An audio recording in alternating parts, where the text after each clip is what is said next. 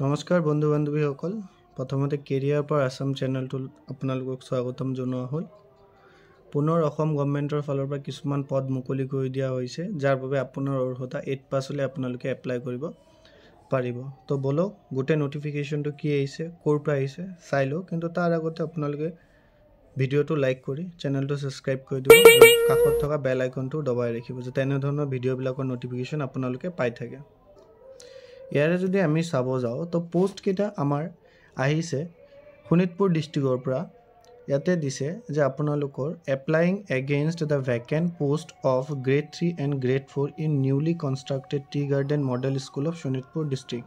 তো শোণিতপুৰ ডিস্ট্ৰিক্টত যোনটো মডেল স্কুল বনোৱা হৈছে তাৰ গ্ৰেড 4 আৰু গ্ৰেড 3 এই দুটা পোষ্টৰ কাৰণে আপোনালোকৰ এটো এডভাৰটাইজমেন্ট আহিছে টোটাল আমি ইয়াতে পোষ্ট যদি চাব যাও 26 টা আমি ইয়াতে টোটাল পোষ্ট এবাৰ দেখা পাইছো সো ইয়াৰ কি হয় কোৱালিফিকেশন হেখিনিও চাইলো প্ৰথমটো পোষ্ট দিছে আপোনালোকৰ জুনিয়ৰ এসিস্ট্যান্ট আৰু জুনিয়ৰ এসিস্ট্যান্টত আপোনালোকে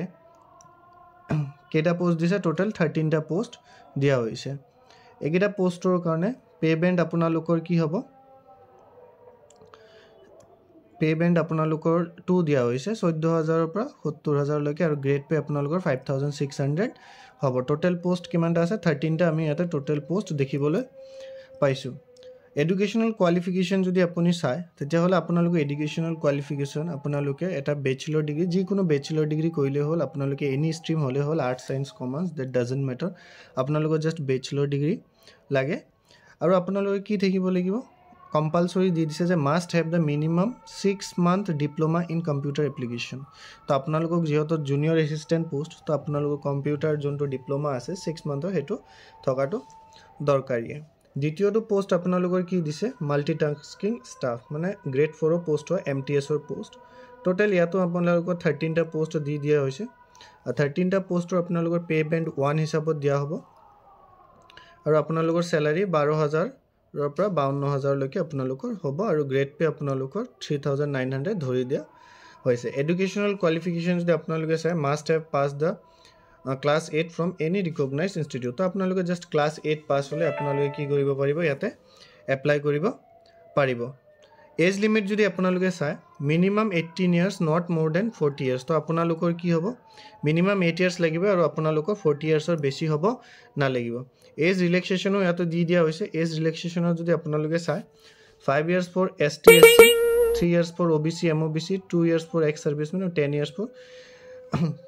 পিডব্লিউডি ঠিক আছে তো এইখিনি কাৰণে আপোনালোকে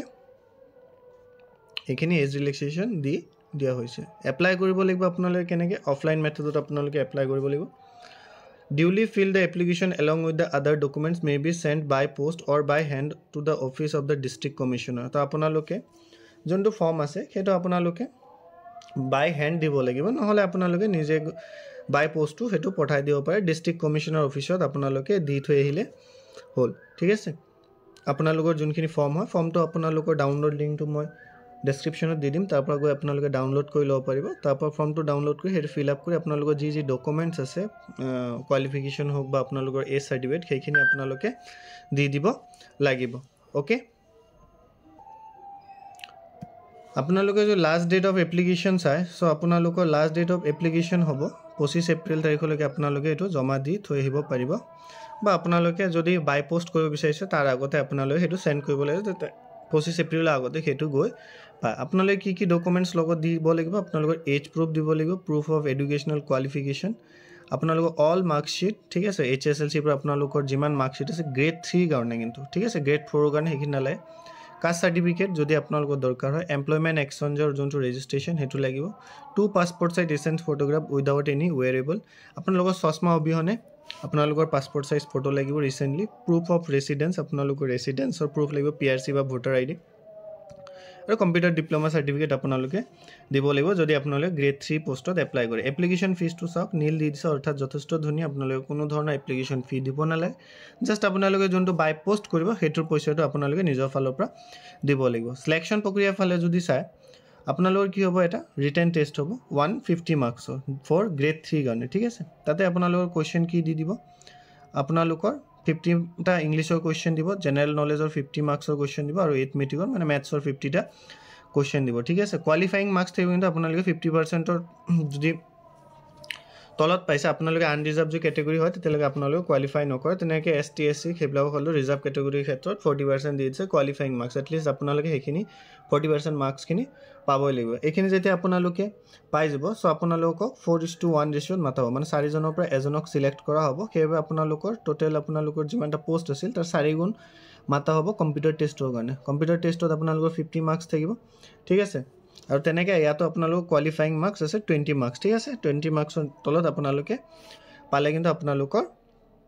সিলেকশ্যন নহ'ব আৰু আপোনালোকৰ এই ৰিটেন টেষ্ট আৰু কম্পিউটাৰ টেষ্ট ঠিক আছে সেইখিনি গোটেইখিনি এড হৈ আপোনালোকৰ ফাইনেল সিলেকশ্যন দিয়া হ'ব আপোনালোকে তেনেকৈ যদি চাই গ্ৰেড 4ৰ ক্ষেত্ৰত আপোনালোকৰ ৰিটেন টেষ্ট 50 মাৰ্কছ হ'ব য'ত 30 মাৰ্কছ আছামিজ লেংগুৱেজৰ হ'ব 20 মাৰ্কছ জেনেৰেল নলেজৰ ফালৰ পৰা আপোনালোকক দি দিয়া হ'ব ঠিক আছে য'ত আপোনালোকৰ history geography culture of Assam এইবিলাকৰ পৰা কুৱেশ্যন দি দিয়া হ'ব ঠিক আছে আৰু ইয়াতে এটা কথা কিন্তু কৈছে preference will be given to the experienced and local residents তো যোনসকল এক্সপিৰিয়েন্সড হয় আৰু লোকেল হয় মানে শোণিতপুৰ ডিষ্ট্ৰিক্টৰ হয় তেওঁলোকক প্ৰিফাৰেন্স ইয়াতে দি দিয়া হ'ব তো এইখিনিয়ে আছিল আপোনালোকৰ এডমিট কাৰ্ড কেতিয়া আহিব সেইখিনি আপোনালোকৰ ৱেবছাইটত পাই যাব ডিষ্ট্ৰিক্ট ৱেবছাইট shonitpur.assam.gov তাতে আপোনালোকৰ যেতিয়া কল লেটাৰ ৰিলিজ হ'ব তাতে আপোনালোকে পাই যাব আৰু এক্সাম ডেটো তাতে আপোনালোকে পাই যাব কোনো ধৰণৰ আপোনালোকৰ ট্ৰেভেল এলাউন্সেছ বা DNS এলাউন্সেছ আপোনালোকক দিয়া নহয় এক্সাম দিব যাওঁতে তো এইখিনিয়ে আছিল ভিডিঅ'টো লাইক কৰি দিব চেনেলটো ছাবস্ক্ৰাইব কৰি দিব আৰু কাষত থকা বেল আইকনটো দবাই ৰাখিব যাতে এনেধৰণৰ ভিডিঅ'বিলাকৰ ন'টিফিকেশ্যন আপোনালোকে আগন্তুক দিনত সবৰ প্ৰথমতে পাই থাকিব পাৰে ধন্যবাদ